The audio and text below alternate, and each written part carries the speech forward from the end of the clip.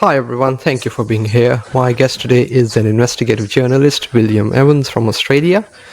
William is known for reporting on media censorship, government surveillance, and he's also covered the Christchurch massacre that happened a few years ago in New Zealand.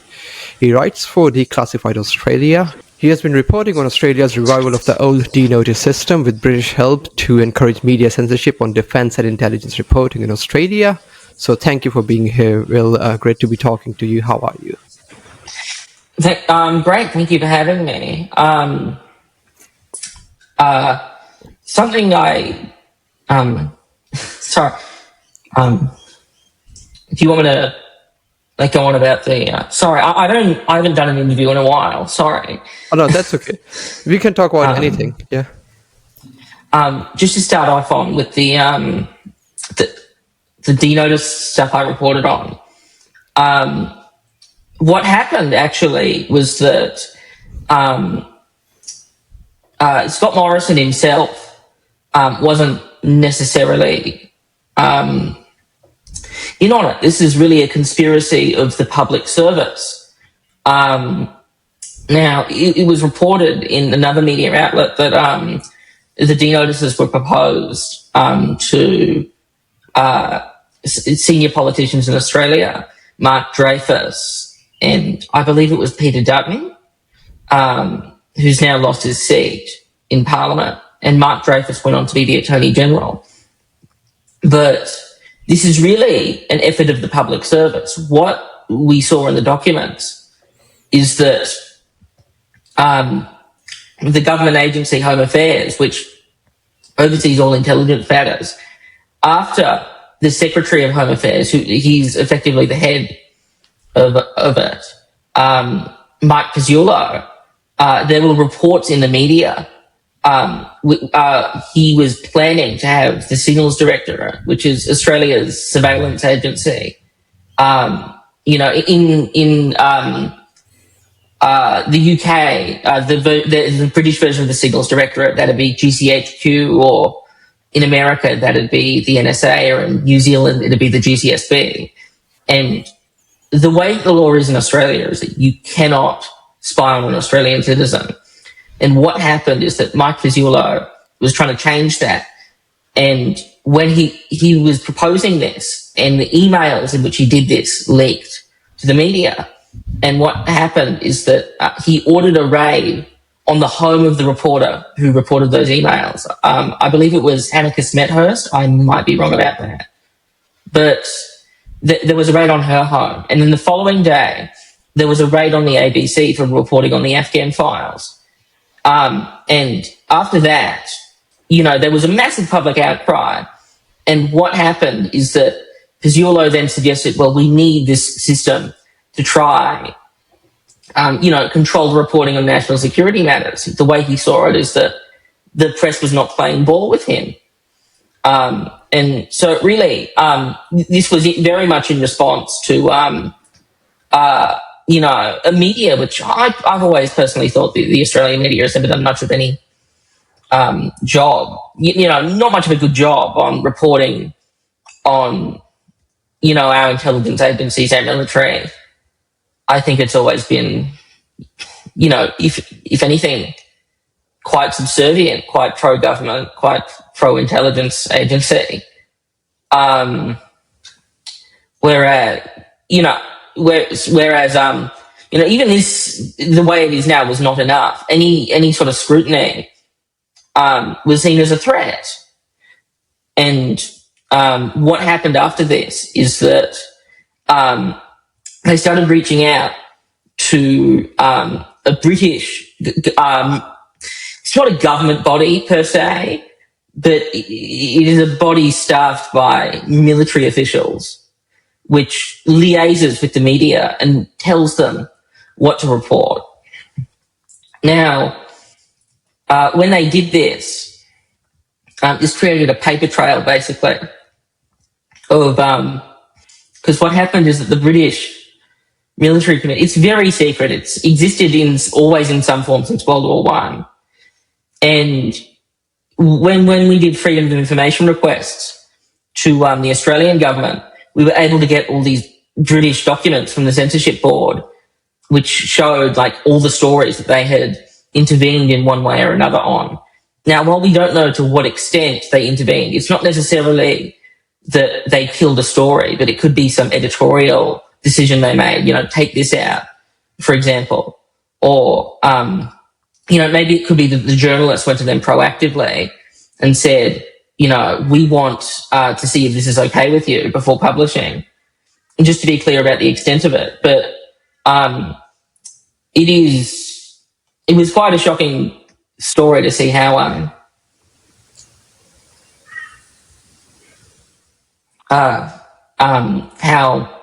to what extent this existed in Britain, because this wasn't just military matters in the list. It wasn't intelligence matters. There was incidents like, for example, like Scottish independence was listed in there.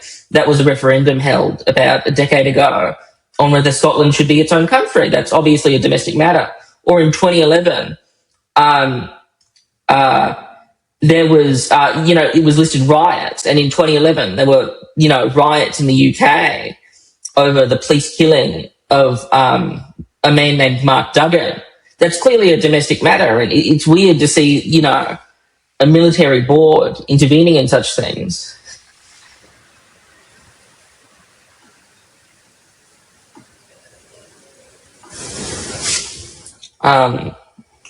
Yeah, I was just trying to find the story while you were talking. So yeah, just providing a reference to the viewers. Mm. So this was when they raided ABC as well. Is that right? There were two raids in the same week. Yeah, same time. So the D notice was in effect probably in 1980s in Australia. Is that right? That is true. Right.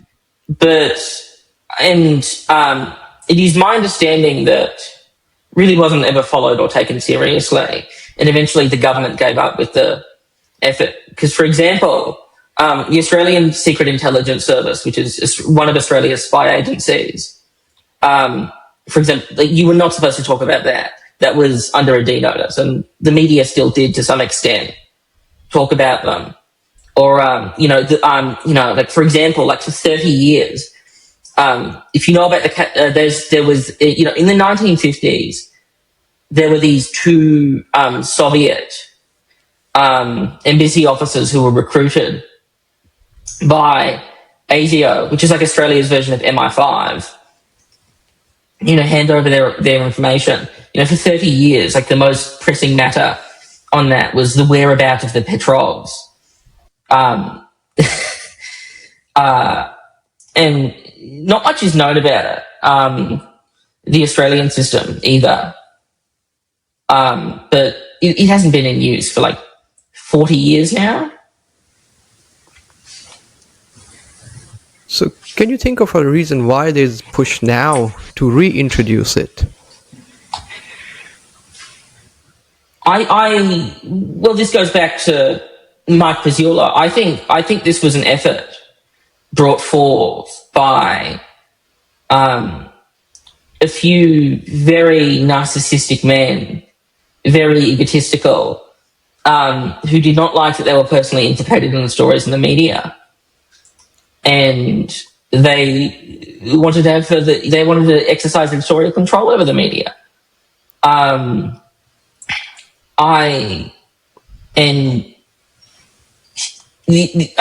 think really what we see now is that it failed, right? They for whatever reason determined that we can't do this. And if we look at the files I got for my latest article, we see that all the law enforcement agencies, like the federal police, for example, are thinking, we're not going to be able to get the media on board with this. They're not going to voluntarily agree to it. Because the way it works in Britain is that there's supposed to be a mutual understanding with the media is that they voluntarily go on with this. Now, I want to be clear that that's not that is not necessarily... There is a coercive element to this, because in one of the documents we were able to get, it said that while, it's, on paper it's voluntary, but there's a fear of being prosecuted under the Official Secrets Act in Britain, which is a very draconian and quite strict law about what is acceptable, what you can do with government information, how you can publish it, and how you can share it.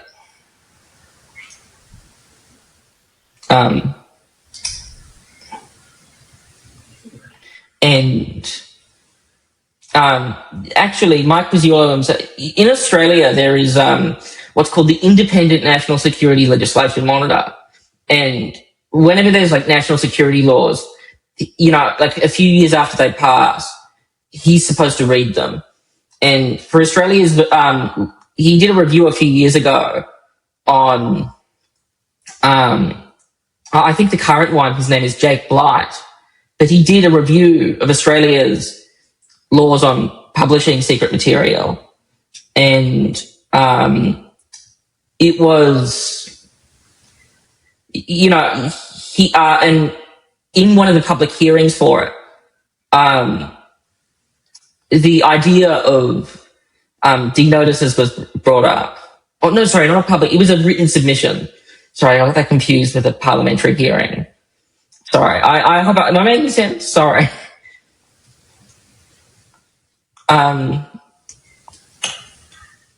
But it was a written submission, and it appeared that in the report of the review, no one really thought much of it. Really, to me, it seems like the idea of trying to introduce this in Australia, it was a megalomaniacal pipe dream. Like, no one's going to agree to this.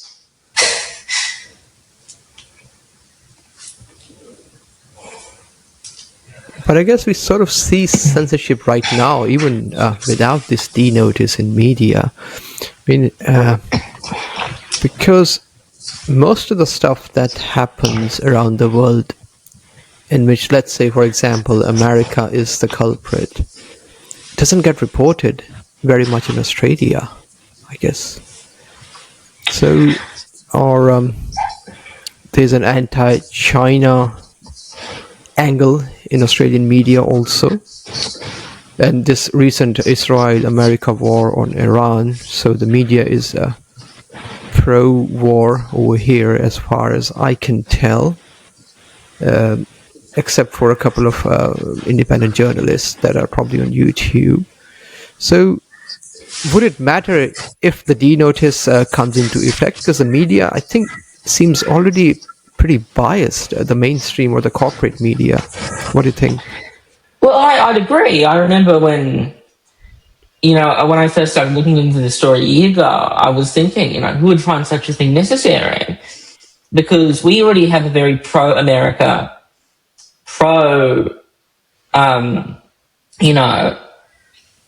that supports all of the Prime Minister's foreign policy goals.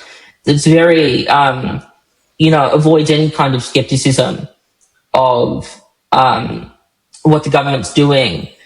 For example, the submarines, the AUKUS submarines, which is, for those who don't know, is almost $400 billion deal, which is, it is basically a treaty with the United States and Britain, which is disguised as submarine procurement, in which it is not guaranteed that Australia will get the submarines that it is supposed to be procuring under this agreement. That's probably a horrible way of explaining it, because it seems to be being, re-signed and re-agreed to every other day. But, for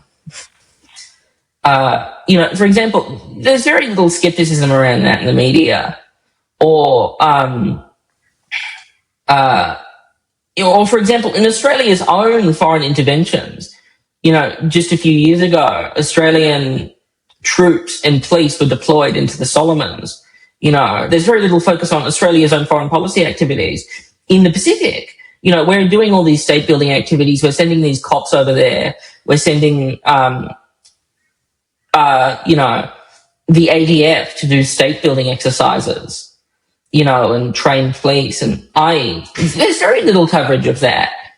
Right. And, no newspapers, and to the extent that there is coverage, there's no skepticism, right? Like, for example, when China does those same things, we're going to give lots of money, we're going to build infrastructure in these specific nations, that is unquestionably seen as like some kind of encroachment on our territory, which it is not. These are sovereign nations, and we're being actively hostile to our neighbours over, choosing to have their state built elsewhere. And this is, assumed to be gospel in the media. So, there's the obvious ones like America and Israel, which are, I don't doubt those are the biggest issues that the world is facing globally. But especially, I think that what is most important is that the media's focus on American foreign policy. They are so hell-bent on justifying that. They've never had to justify Australia's foreign policy. They haven't. They only need to justify the American position. And I think and they justify it so much, they never spend any time justifying the Australian position or even informing the public to begin with. And I think to an extent it also ties into the anti-China stuff as well, because, outside of New Zealand and, in some cases the United States, there was never really any other geopolitical player in, small Pacific Island nations. Yeah, that's true. Despite the fact that China is Australia's biggest trade partner, its neighbor, and China, as far as we know, hasn't really done any hostile activity against Australia.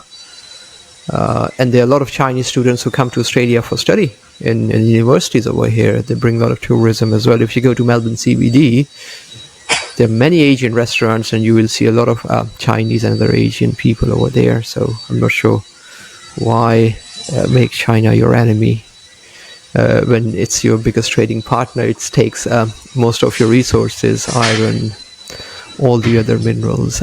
So again, but that's the foreign policy angle that you mentioned is interesting, because that's very true. I mean, most of Australia's foreign policy is not really talked about in corporate media.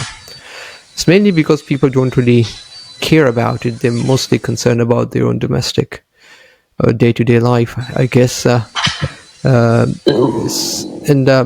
think Australia has found it easy to go along with America whenever America has asked Australia to do something. For example, Iraq War, Afghanistan, and other skirmishes around the world as well. We see very little protest or very little opposite angle from media over here. So that's very telling, I guess. And the AUKUS deal that you mentioned, it's gonna take a lot of Australian taxpayer money, I guess, to get something that may never work. And $400 billion, imagine how many houses, how many roads, suburbs, schools it can build in Australia. And let's say if we put most of that money in STEM technology manufacturing, that could help the Australian market as well. So that's something you mentioned. That money's going to be, So, I'm sorry about that. Sorry, I didn't mean to interrupt you. No, that's okay. I was finished. Something you mentioned about the anti-China stuff. I really don't. I think there is a lot in Australia's leadership. They're not inherently against China. I don't think that Jim Chalmers or Don Farrell, if he's still Minister for Trade, I don't know. There's always a shuffle that I've forgotten about. I don't think that the highest brass in the Australian government, I don't think they're that anti-China personally, especially within, the current governing parties, the Labor Party. If you, like a lot of, even the right-wingers on the Labor Party, they very much like China. They're not against China at all. I think that this push, it comes from certain parts of the media, which, true believers in the transatlantic alliance, not transatlantic, sorry, but like the alliance with the USA. Sorry, I'm used to referring to like EU USA relations as transatlantic. This is trans-Pacific, but Australia is a lot. They're true believers in the USA as the global hegemon. You know, people like Greg Sheridan at News Corporation or Matthew Knott at the Sydney Morning Herald. You know, constantly advocating an anti-China position. I think that, you know, there's sections of the media that do that, right? And, you know, like if you ever watch 60 Minutes, which, you know, was always the big Sunday night television show, or Four Corners, which is the ABC's big, like, you know, documentary series show. It was very easy for them for quite a few years to just pick on China, and you know they would invite some of the biggest charlatans. Right, for example, in New Zealand, there was this woman named Anne Marie Brady, right, who she would be like portrayed as this great academic exposing. You know, the Chinese interference in New Zealand politics, for example. And she was quite popular in the Australian media. And it really portrayed into this, you know, they're attacking our neighbours, they're attacking us. Because New Zealand and Australia historically have very close relations. You know, like if you actually read the paper where she exposed this supposed interference, it quotes like Vladimir Lenin like dozens of times, maybe not dozens, but like 10 times in 40 pages or something. It's been I can't remember the exact numbers there, but like this is like just not serious research. And like and I'm naming names, and maybe that, and I think I'm probably distracting from the larger point. There is a culture in the media. I don't think it exists in the leadership of Australia. I think there's certain people pushing for this. You know, people whose main priorities are defence, intelligence, and military. I don't think that our leadership is pro-China by any means, but I don't think that they're looking to kill the golden goose here. I think that push comes from elsewhere, other sections of Australian society. And I think that our political leadership, when they do act against China, it is not out of hostility necessarily, but they just go along with it when they, you know, when the pressure's high enough. I want to contrast this because, for example, I think that our previous government, because we have the Albanese government at the moment. Previously, the Prime Minister was Scott Morrison. I would say that he took a proactively very anti-China approach. You know, he was the one who entered the AUKUS submarine deal in the first place. And, you know, he falsely attributed cyber attacks to China. He was spreading conspiracy theories about the COVID pandemic being created by China, you know, and in a way that almost got kind of racist, frankly. But I would say that the anti-China push, you know, it's coming from the media itself. I think that they are the worst offenders in pushing this rather than the government. Yeah, that certainly seems true. And also when you see people like Palmer Luckey, I think he's in Australia now. So he's a weapons contractor. He's building weapons in Australia. And he regularly comes with statements. I think one of the Australian media did an interview, 60 minutes or I can't remember who. And he was saying that China is the enemy and we need to be on our guard and prepare latest AI version of the weapons now so we can defend ourselves against China. So there's that rhetoric coming from media, and if people listen to it enough they might start believing it. And also, like you mentioned, there's a lot of money involved in these kind of contracts, so they don't want to kill the golden goose. It's like in America they say military industrial complex. Over here as well you have a mini military industrial complex. So if the money is going there, certain people will be incentivized to demonize China so that they can take their cut and make money. So I think that thing is very true.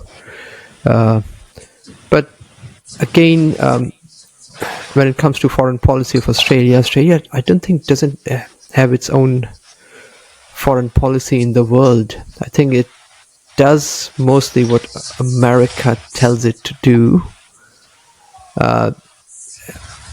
And if you look at Australia is very lucky and very blessed. It's got big land, resources as well, a lot of people, a lot of intelligent, smart people, kind people. But it's somewhat sad that it isn't able to separate itself from America when it comes to wars and all these killings.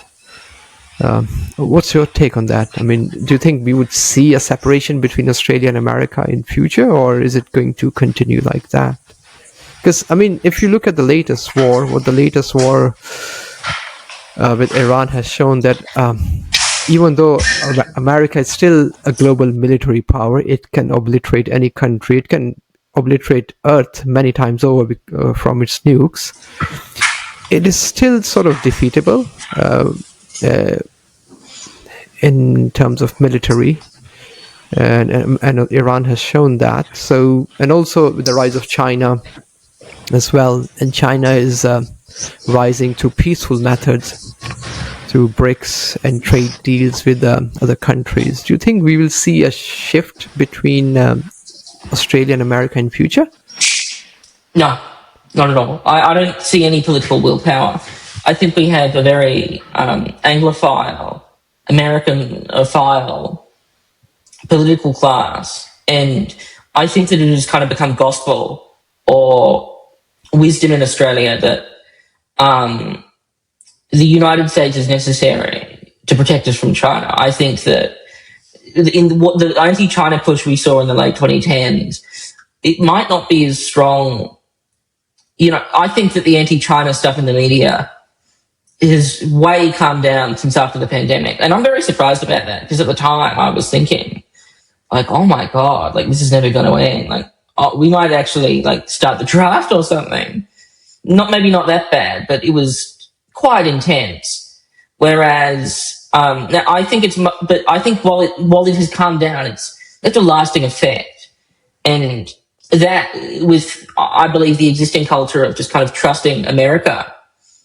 And while I think most of Australian society does understand to some extent that America aren't necessarily the good guys, but I think that they believe they're our guys, right? And I think part of that's also cultural. We're an English-speaking country, you know. You turn on the television, how much of the television TV shows you're watching, how much of them are American? Or listen to the radio, how much of the music playing is American? How much of the YouTube that people watch, how much of that's American, you know? So I think there is a friendliness and understanding of the United States that Australian society has. It's more familiar in some ways. And I think the cultural ties there are very, the cultural ties with America are very understated. I think, and, whereas we don't have much cultural ties with China. You mentioned that there's university students and tourists, but, I doubt anyone could name a Chinese TV show that they're watching.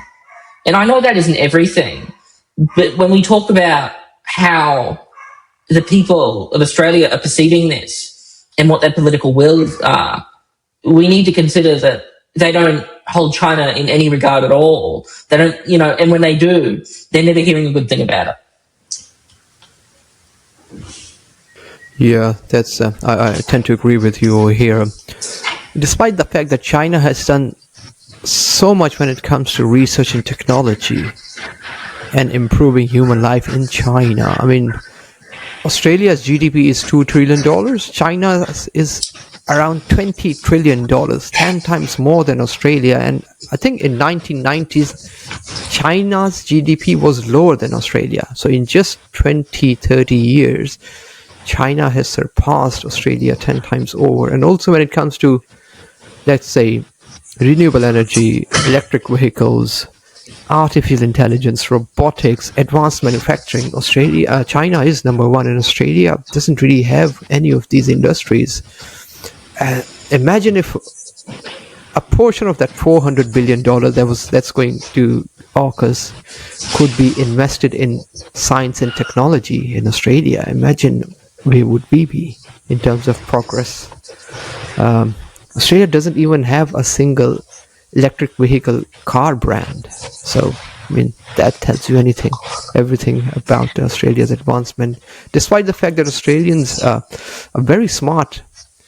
Some of the university professors and students, they're really smart people, but then they go to other countries and work over there, I guess. But I think it would benefit Australia to, let's say, either compete with China in terms of technology or engage with China to bring some of that technology over here. Well, yeah, we already cooperate with China in that regard. And I believe that the way Australia's relationship with China is, I believe on a foreign policy front that, and I'm not an economist here, but it is my opinion that while I think that Australia should seek cordial ties with China, we should never be hostile, especially in military or diplomatically. I think in trade, Australia is a nation which takes rocks out of the ground and sells them so other countries can then benefit from them. And you mentioned that China has, and the United States also has managed all these engineering feats, right? I guarantee everyone watching this, they're using software, American software, is somewhere in the chain, just in the same way they have China somewhere in the chain, or, probably even German technology somewhere in the chain, right? We are allergic to any sort of real development. For example, the CSIRO, which is Australia's scientific research body, we see constant job cuts, constant cuts to its funding. The CSIRO invented Wi-Fi and Bluetooth, for example. That's a very significant development. My favorite example of this is the polymer banknote. I wish I had my wallet here so I could show those who aren't familiar with them. But in Australia, they have an Australian invention by the CSIRO was polymer banknotes, which is like money that is impossible to counterfeit, or close to impossible. The counterfeiting situation is getting worse, but it is legitimately technologically impressive. Like when you put let's say you leave your wallet in your pocket, you put your money in the wash, it comes out completely fine. It's impossible to tear up. And if you're in England or Canada or New Zealand or Australia, the banknotes you have, they're made from a material that was developed by the CSIRO. I'll use this as an example. The technology used to be owned by the Reserve Bank of Australia, which issues Australian banknotes. They used to be, all the banknotes used to be made in Craigieburn in Melbourne. They privatised that technology. That is, one of the great Australian inventions. And now they're printed in Canada and England. And it's only some part of the manufacturing process, but the material is still done in Craigieburn, completely downsized. What? There is, other countries were buying the services, buying technology, and we could have enjoyed the benefits of that, but they were sold to a private company for seemingly no reason. So I think that Australia, you say China's our largest trading partner. That is because everyone we trade, that is because they're advancing the most as a nation. And Australia is there not to develop any technological advancements ourselves, but to help others in their endeavours. I'm very against that. I think that as a nation, we need to make. I hate to use like stupid, simple language like that, because this isn't something you can build in a day. This isn't, this is something that takes decades of development and policy focused on that. But we're a nation that helps others. And we're lucky, we have lithium at the same time everyone needs to develop batteries. Or we have coal, or we have natural gas. But I don't think that, that our economy should be premised on this solely just exploiting the earth, because that's going to run out one day. I think the other thing is the energy cost in Australia. This is something that I don't really understand. Australia has a lot of energy. And still the energy cost is around 46 cents per kilowatt hour, compared to China, which is in the industrial zones, is 6 cents per kilowatt hour. So you can see the Chinese manufacturing cost so low. 6 cents compared to 46 cents. That's already 8 times less, almost 8 times less. I mean, how do you compete with China when you've got your energy costs so high? I never understood why Australia has such a high energy cost. Australia produces energy. Australia has energy. I never understood that. I think there's a lot of corporatism going on that is keeping the price up quite a bit. There is, and we've seen this for decades now, right? For example, all the electricity companies, Energy Australia was privatised by the New South Wales government, or we never really had, for example, we've been relinquishing control of all these state institutions, and it's not just that, there's the big one is like the Commonwealth Bank, for example, and what happens is that they go back, like, for example, the Commonwealth Bank went around back to scamming people. We had a Royal Commission into their practices that used to be owned by the state. And we have private companies which are not working for the benefit of Australia at all. We import natural gas.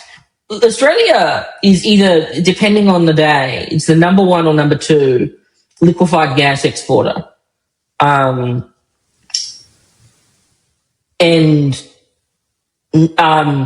We import gasoline into this country. So, right, during 2022, after the Russia-Ukraine war was, at its peak with the energy mania, Queensland, I think it was, I'd need to double check this, but I think it was the Queensland almost ran out of gas.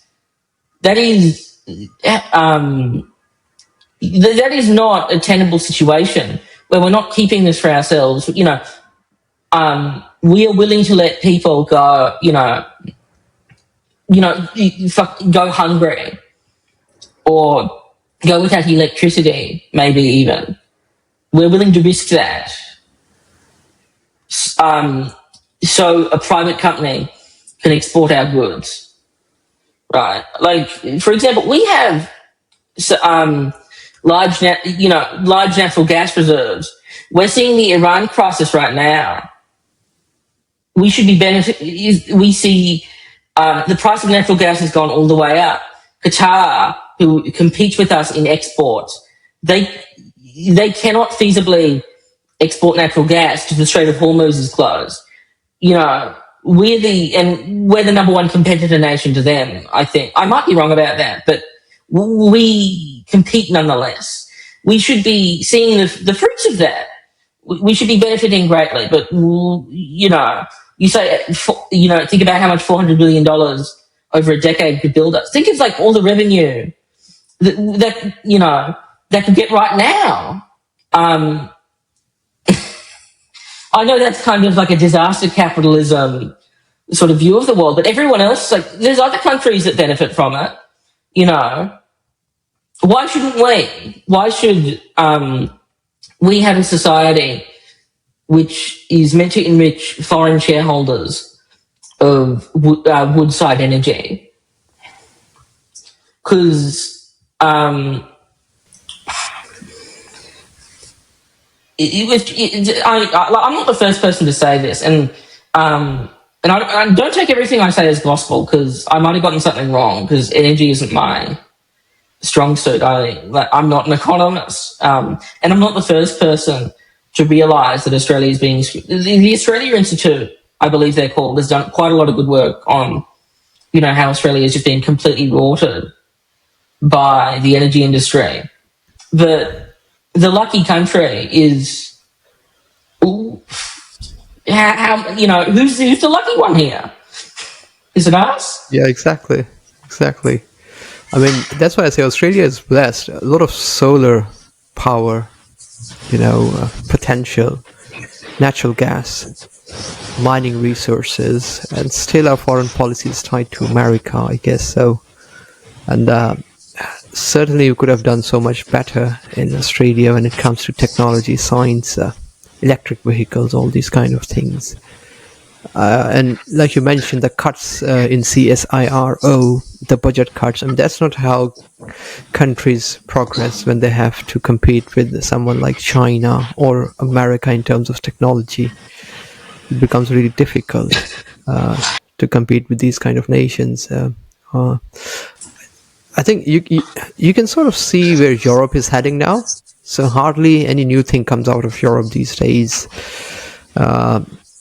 It's on an economic downfall now, marred in war. So Europe has been warring with each other, with other countries for the last 200 years. They've never had peace. They always find an enemy and then start war, I guess. So I hope Australia doesn't go down that path when it comes to China, because China is really massive, and if China wants, China can stop Australia really quickly. But then in Australia we have Pine Gap. I'm not sure how much you know about Pine Gap. I'm sure you know more about it than I do. But then, so we've got that in our backyard. So in a way, we are also beholden to America. Not sure what the future will look like. Well, Pine Gap, and I want to be clear that I find the existence of an American intelligence base that helps assist in illegal wars that existed secretly without the permission of the government. This is a fun fact. No cabinet minister, no one in parliament, no leadership knew of Pine Gap prior to 1972 with the government of Gough Whitlam. And maybe there were a few, but this is not something governments were told about. They were told that, but the cover story was always that it's a space research, and that was a somewhat convincing story. For example, the moon landing, the footage, the signal of the footage was sent back to a ground station in Perth. Australia did help quite a lot with space research then at the time, as I understand. But it was always a secret, right? This wasn't known. This isn't something. And there was also a secret agreement, the Five Eyes Agreement. Back then I think it was called UK-USA back then. But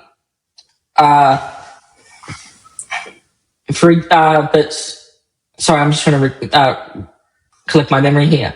But it was always secret. And after there were raids in 1973, I think it was either 1973, when the Whitlam government was looking into ASIO's role in supporting Croatian fascists, the Attorney General at the time, and to be clear, Attorney General is a minister in government, sent, and he's in charge of ASIO, and he had to basically send a group of his own men to storm the ASIO office in Melbourne because they were not entirely cooperative.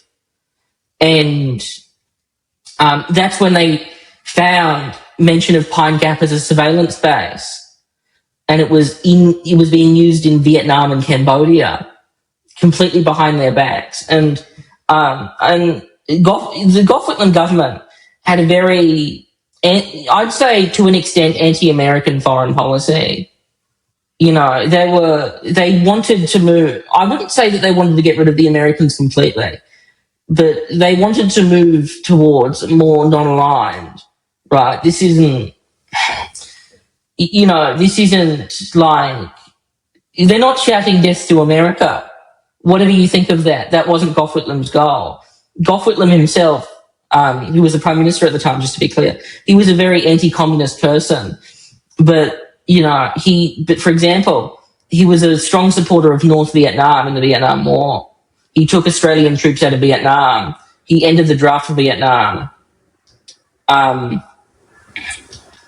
it was only a few years before the liberation of Saigon, I believe. But these were important nonetheless. The person who was head of Pine Gap at the time of the withdrawal said, we viewed Australia as North Vietnamese collaborators. And the CIA was able to basically remove Gough Whitlam as Prime Minister, who intended to get rid of the Pine Gap spy base. At least this is, to be clear, like when I say because, that's not 100% confirmed, but what is confirmed is that the Governor General at the time, and for those who don't know, that's like equivalent to the role of like president, the head of state in a country like, I'm trying to think of an example, like, it's a ceremonial role, Governor General, but he has the power to decide when the election is. And he also gets to swear in the ministers. So what he did is that he then elected the leader of the opposition, Malcolm Fraser, as the Prime Minister, and then called an election for the next month. So really, and it is known that the Governor General, John Kerr, was a CIA asset. They called him our man. And funnily enough, even though Malcolm Fraser, the Liberal Prime Minister, was installed in a what is ostensibly a CIA coup, although there was a fair election following it, the CIA was definitely involved in John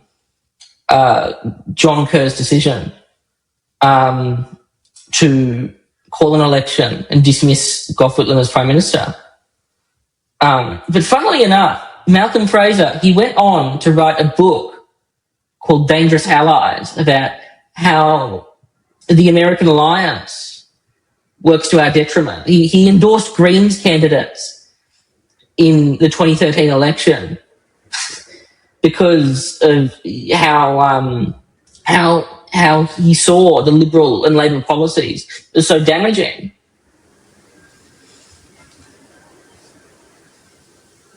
That's true. Just give me a second. I'll show you something.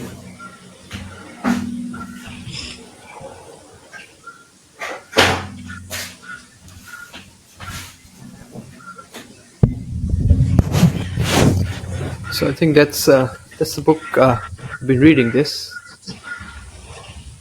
Gough Whitlam. So this has a chapter dedicated to Pine Gap, and doesn't really go into detail, but you can sort of get an idea that why Gough Whitlam was removed. He wasn't anti-America. He just, like you mentioned, he wanted transparency, and America didn't want Australians inside Pine Gap snooping on Americans on Australian soil. So, and he also wanted to close Pine Gap as well. So that led to his downfall. But yeah, that's what I'm saying. So after that, every government has sort of said yes to America, that, yeah, we're willing to do whatever you want us to do in terms of wars and all that kind of stuff. I'm surprised that Australia hasn't really sent forces to fight Iran right now, which is a very wise decision, because Australia shouldn't be sending its people to fight on behalf of Israel and America. But they haven't really condemned the war crimes committed by both America and Israel against the school children in Iran. So that's also sad. But yeah, there's a lot that goes on behind the scenes. Yes, coming back to energy cost. So let's say Gulf countries, they've got abundance of energy, fuel, all that kind of stuff. So their citizens reap the benefits, right? Why can't Australia do the same over here? So benefit, because ultimately would the like to resources say belong to the people. Yeah. I don't want to be like Gulf monarchies. Although it is true that the Saudi Arabian state might be a bit more generous, might have a bit more generous welfare state to some degree than us. I think that they are like that because they're allowed to be like that because they're not going to become global superpowers or regional superpowers, because there's been no question. That's America. Like Saudi Arabia has all these American bases, and they were running this war on Yemen, and which was basically being commandeered by mercenaries, getting information from American spies, telling them what to do and whatnot. All this American intelligence was being fed to the Saudis, for example, or the Emiratis. These are kind of used as proxies for the United States to some degree. But all the state control you see of their industry, you see in these Gulf monarchies, is really a product of the fact that they were monarchies and the state had control of it. And coincidentally, they've been using it to give benefits to their citizens. But something I think we should remember is that in Qatar, in the UAE, and the majority of the population is under what's called, the kafala system, which is basically slavery. I want to be clear. And in Saudi Arabia, it's not the majority of the population. I'm not sure what percentage, but that still exists there. There's a lot of migrant labour in Saudi Arabia who are treated very unfairly. And, I think that the position of just being these puppet states, which is like, okay, you get your own oil, so long as you're still, transacting in the US dollar and you're hosting these US military bases. Do we want that? I don't think that's a deal we should want. Because morally, it is wrong to host these bases. It's wrong to spy on our neighbours. It's wrong to try and impoverish them through our foreign policy, the way that the Gulf states do through their relationship with the United States. And also, when you mention that they didn't condemn the war on Iran, the Australian government, they didn't send troops. They actually did send troops. We have a defence agreement with the UAE. Why are we defending the UAE? I cannot imagine. There are 100 soldiers in the UAE right now, and the fact is that the UAE is being used to attack Iran in an immoral and illegal manner. And let's focus on, and even when we know the legality or the morality of it, the fact is that when Iran strikes the UAE, they want to make sure it hits, right? They take out the radar, they take out the missile defense systems, for example. They will target those. But there's 100 Australian troops there. If they are getting in between the way of the Shahed drone and its target, then Iran might consider hitting the Australian troops because they want their stuff to hit next time. They want their missiles to hit. They want their drones to hit.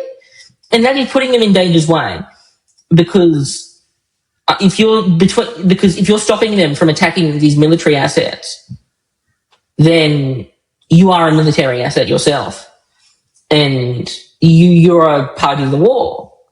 And Albanese was the first to come out and say, of any world leader, to say, I support the invasion of Iran and regime change. And it is completely counter to our interests. because now we're entangled with the UAE because we have a defence agreement with them, which is secret, by the way. We're not allowed to know what's in that defence agreement, just that we have a defence agreement in case they get attacked by Iran.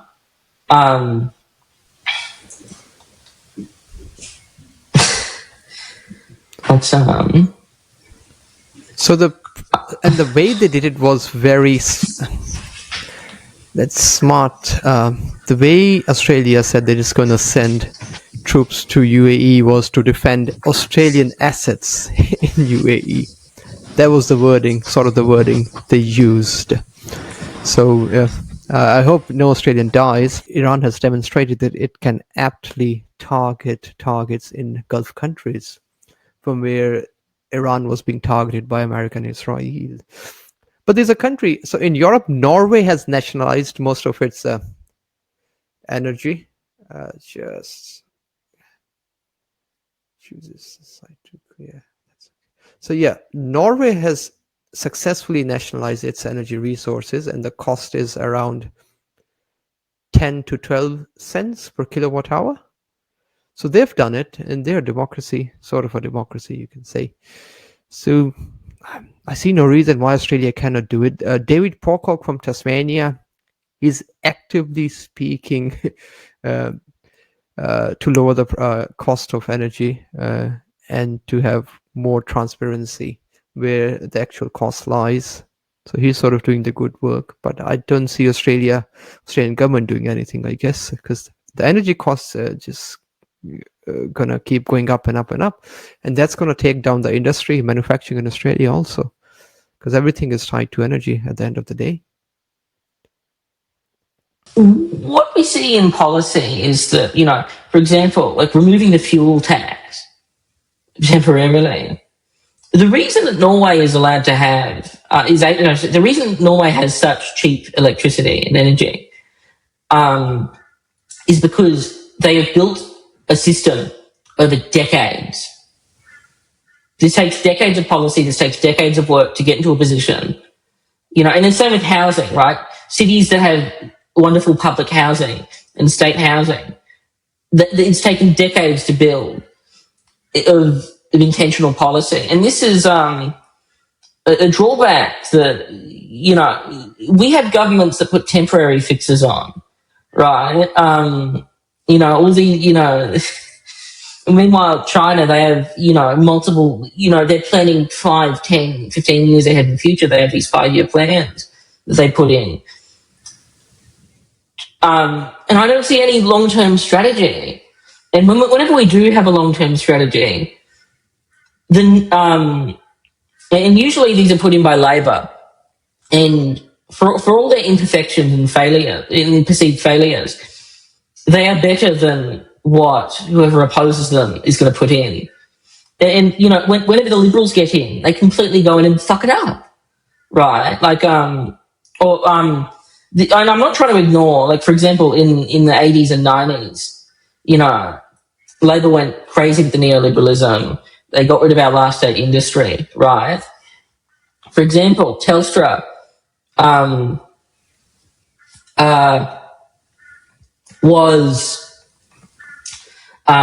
was a state asset. They own all the they own all the fibre optic cables and copper cables on the ground, which facilitated Australian telecommunications, phone, internet, etc. Then that was completely sold off to the market. And I don't think anyone who's ever dealt with Telstra can say, thank God that happened. I'm so glad that they're such a functional company. Go try to speak to someone on the phone. And then fucking 11 years later, we don't have any, Telstra never decided to get real infrastructure. They never upgraded any of it. So it's, okay, now we have to, then they create the NBN. That's a $70 billion project to bring Australia up to speed with the rest of the world. Whereas, because we got rid of what we already had. So any time, and I'm not trying to say that Telstra was like some genius planned out policy, but I'm saying that we never had anything to work with, really. We're not building policy. We're not like planning for things. We're not planning for the future. We have very little foresight with our policy. Yeah, that certainly seems I mean, sorry, true. I'm not. Just like Sorry. yeah, Go on. just like China comes up with 5-year plans after every 5 years, Australia hasn't really been able to do that. And again, I go back to your point about cuts in CSIRO. That's really disappointing, though. I mean, there should be a unified direction where Australia should go. I think the Australian attitude right now is that let's make let's wait for someone else to make it, and then we just copy it or we just use it. No, what you mentioned. You mentioned Palmer Luckey earlier. Enduro got a fast track set up in Australia, right? They got fast track their drone factory. There's and this was I actually got some of the ministerial briefings that the defence industry minister got from got on Enduro. But or like Anthropic, like Jim Charles, like the AI company is setting up in Australia, and all the government is pretending this is a win. What's happening is that other people are making great things, and we're saying, "Come here, you can also do these things here, and you can send all your money back home." It's and a lot of these are a house of cards. Like, there is no telling how actually useful Enduro's drones are, right?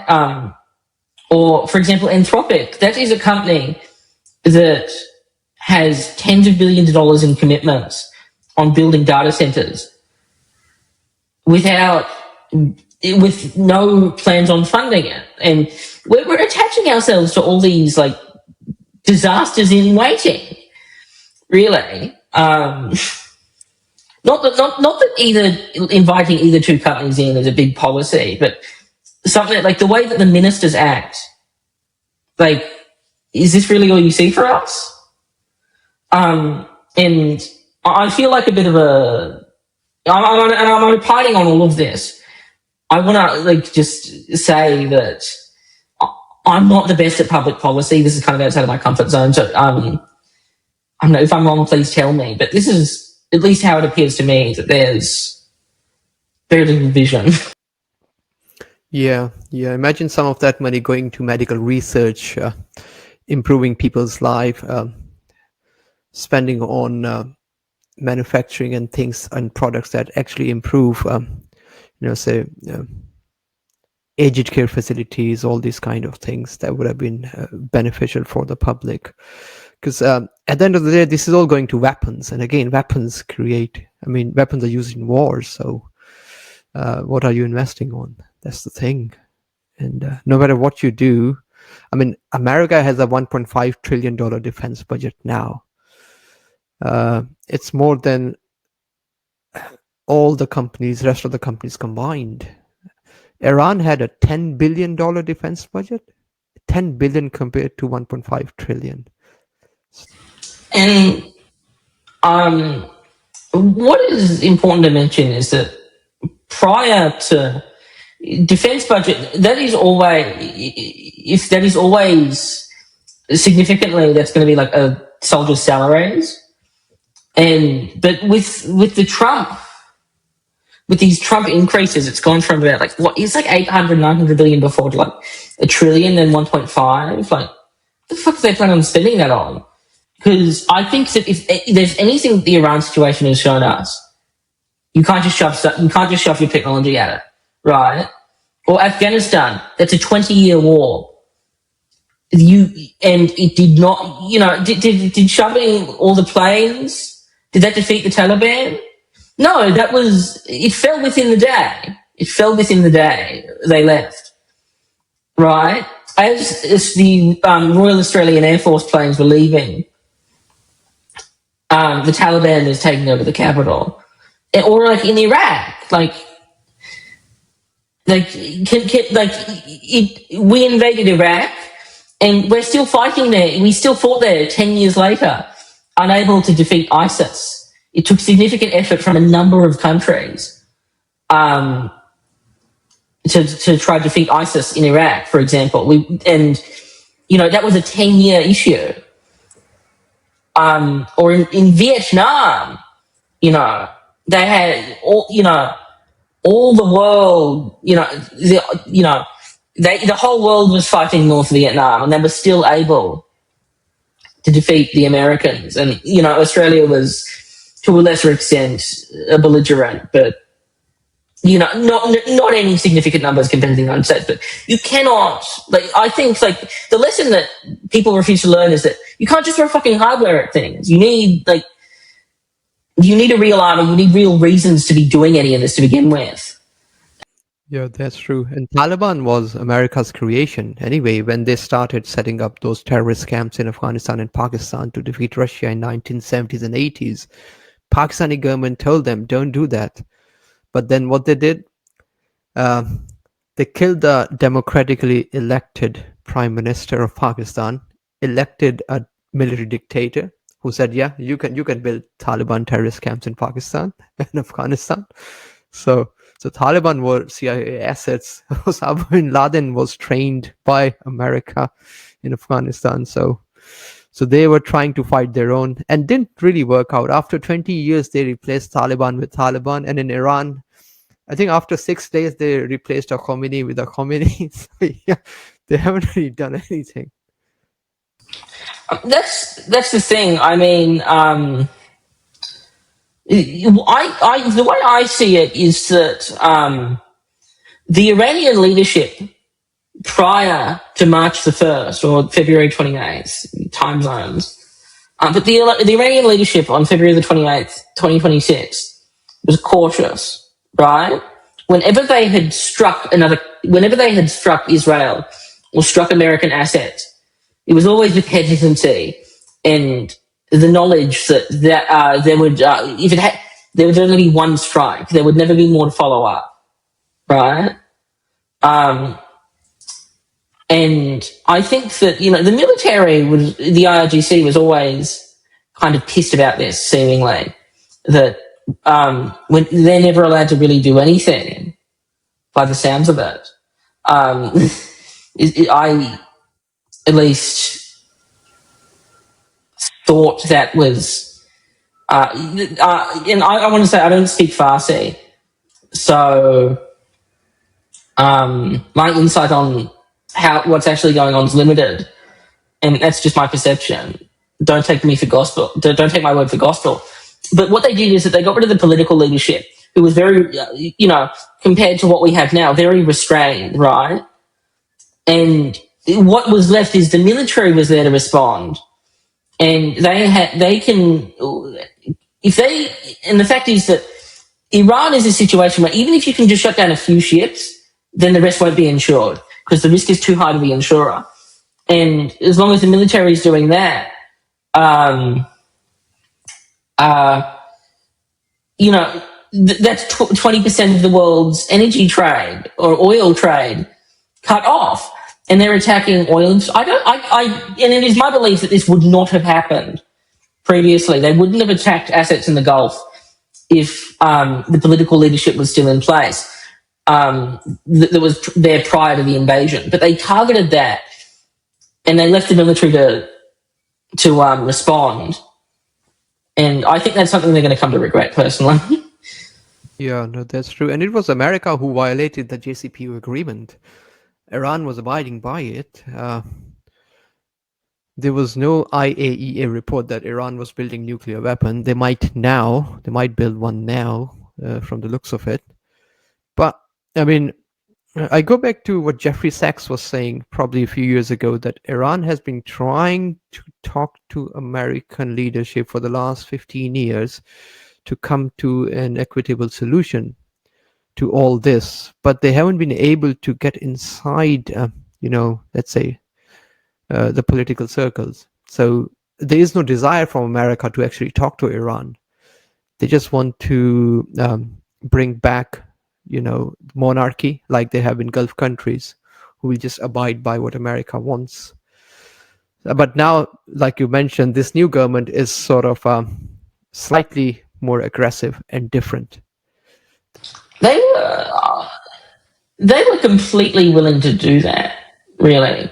The fact is that after the JCPOA was signed, sorry, I didn't mean to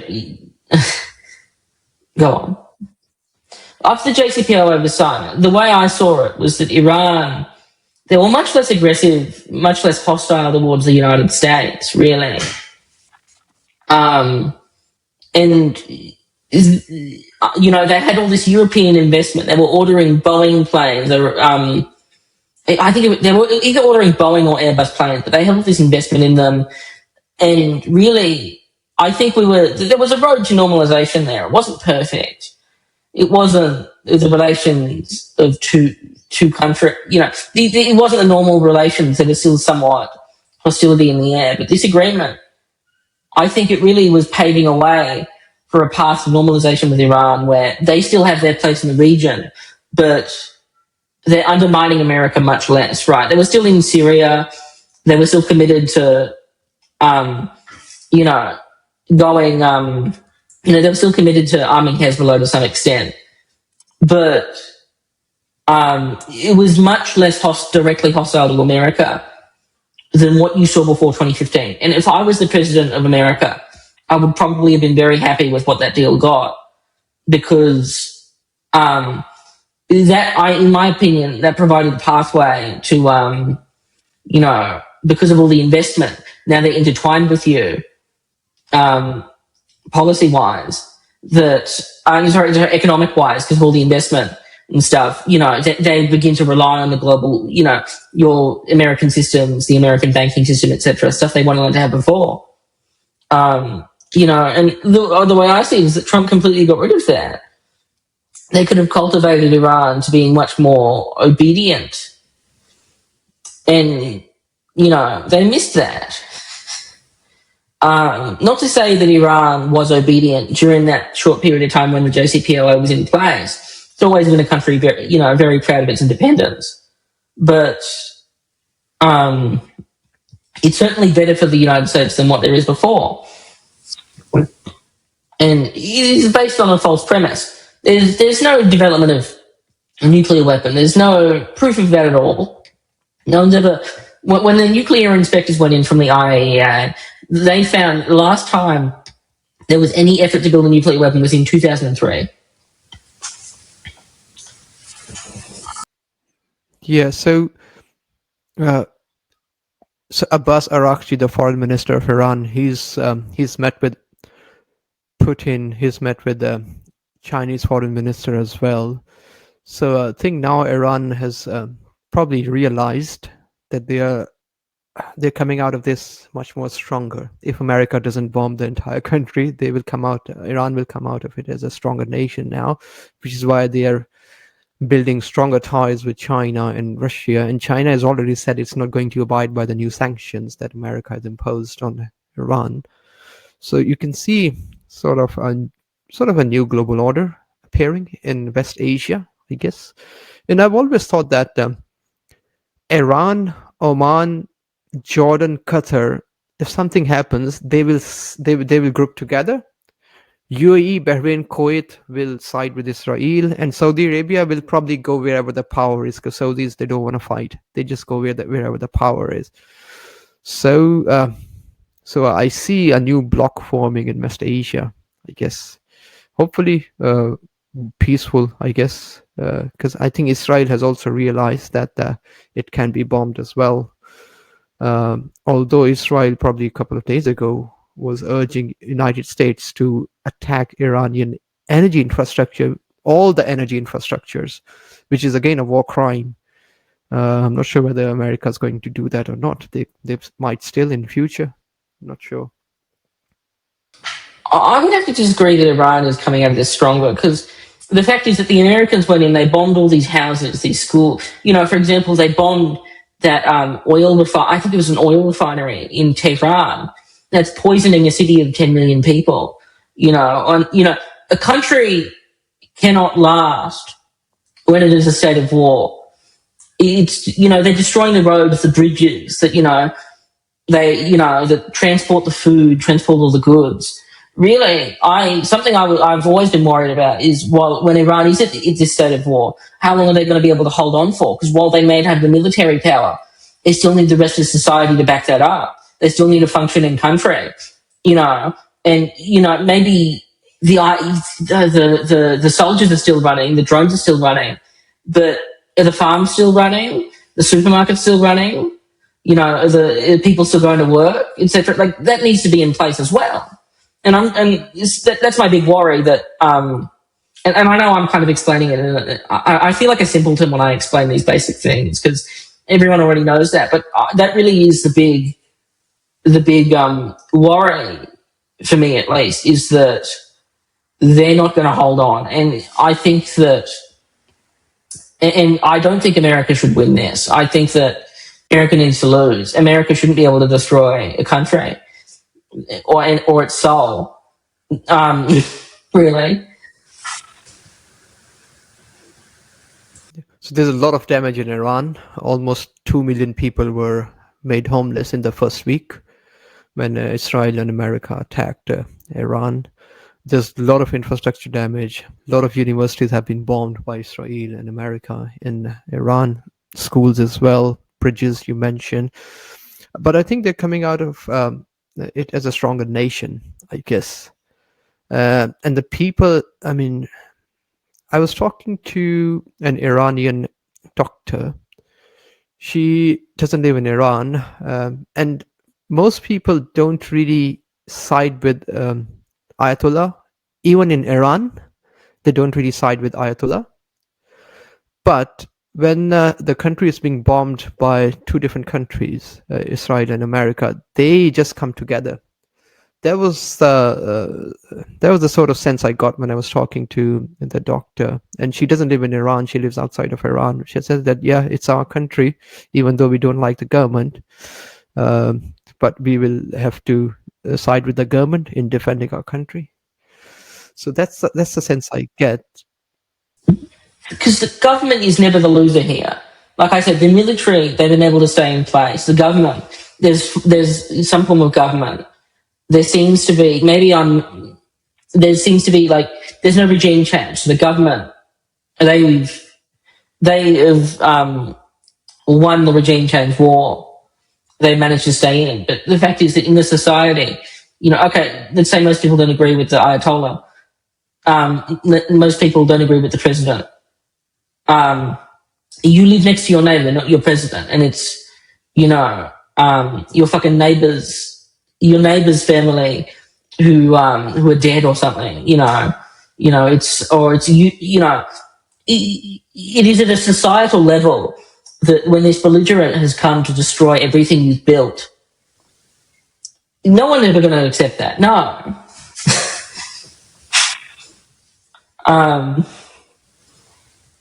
And this is why I think that it's very harmful in our media that this is portrayed as a war between, because there is a war between militaries and governments. There are arguments they're negotiating in Pakistan or whatever country has agreed to host the negotiations, which I guarantee won't go well. But there's what most of the media has forgotten is the war on Iranian society.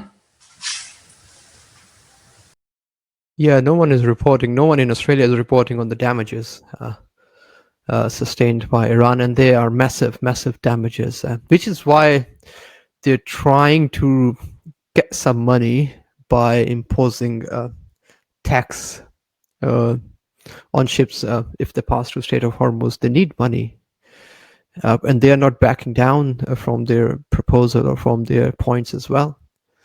So, and certainly they have been emboldened by both China and Russia as well. So let's see how long this war lasts, and when Trump starts to bomb Iran again.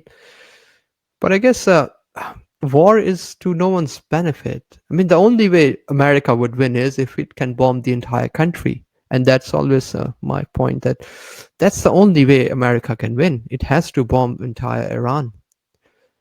There is no other way. People in Iran are not going to side with Israel or Iran now, or America now, because they've seen their own infrastructure being bombed, their own schools and colleges being bombed. So because I mean, it's a heartbreaking situation. Like, really, what can you say to these things? And I think the worst part is that there is almost never a proper resolution in sight. Like, because they're demanding reparations. They're demanding, we need to run the Strait of Hormuz Authority, because they need to rebuild the country that America has just, spent the past few months destroying. That is the only, they need a path to rebuilding. And because the fact is that for the past, like, for the 2 years before this, 18 months before this, they were in a situation where every so often America or Israel comes and like bombs them, and then they leave, and then there's no repercussion. They need to like make it so that the belligerents here, America and Israel, can't just do this. Because America, Israel always got away unscathed. That it and it is not politically viable for Iran to just let this off, or let this up. 2 weeks in, declare ceasefire. They need to, for them to win, they need to inflict punishment where things are back to, not only back to the way they were before in Iran, but also to the point where America has been punished enough to the point where they come back. And there's no other viable political solution. You can't just run a country and get bombed every few months. It's not reasonable. That is not, and it's clear that the leadership agrees with that, because and they want a real reason, not just guarantee on paper, that America will not come back. Because like they're demanding, give up your ballistic missiles. Because the fact is that the ballistic missile program, the Shahed program, the drone program, that's their leverage, right?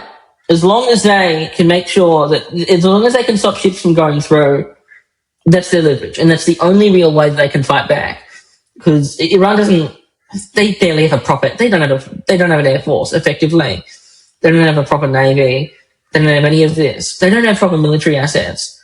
So, and this is the only way they can fight back. yeah, because they don't have enough money to build an air force or navy, but they've done really well considering all the sanctions that have been levied on them for the last 30 years or so, 40 years or so. So they've done extremely. They're very smart people, though. Very smart people, scientific, technology-minded people, which is good. But imagine all that, brain power could be doing medical research, all that kind of stuff. But no, wars are always really, really. I agree. Iran is a country with immense potential and a great history. And that's why it's so heartbreaking that the JCPOA, fell through, because it would benefit everyone, both Iran and the rest of the world, if Iran could be treated like a normal country. Yeah, that's true. That's true. Well, thank you very much, Will. I've taken so much of your time. I'll give you the last word, whatever you want to say. Last word. I think I've said everything. I went a bit outside of my comfort zone because I'm not a geopolitical expert or an economic expert. This is just stuff I read in the paper. It's the sort of conversations I have around the dinner table with my family, if I'm being honest. So what are you working on right now? Are you working on any lead, any report? I've been co-authoring a book about the Christchurch shooting.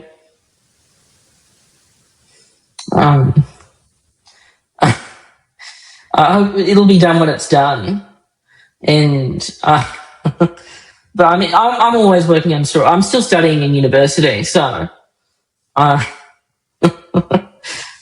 but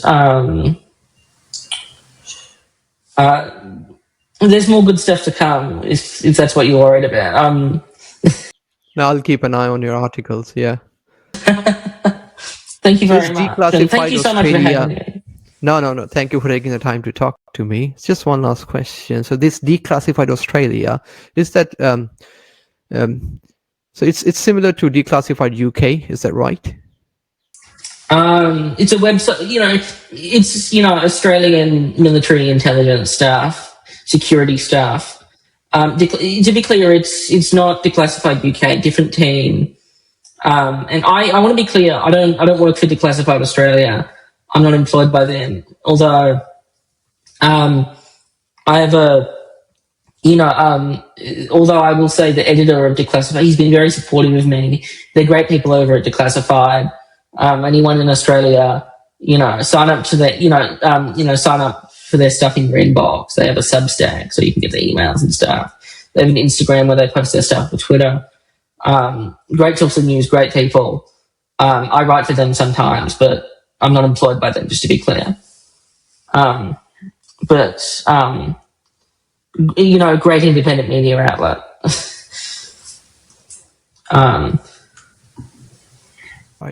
Right. Thanks very much, Will. Thank you for taking the time to talk to me. I would love to have you back again. Yeah. So I hope under good circumstances, no wars, I guess. Technological advancements. Well, that's what I always say. It's bad for the country, bad for the world. But if I get to write about it, good for me. Yeah. Right. Thank you. Thanks very much.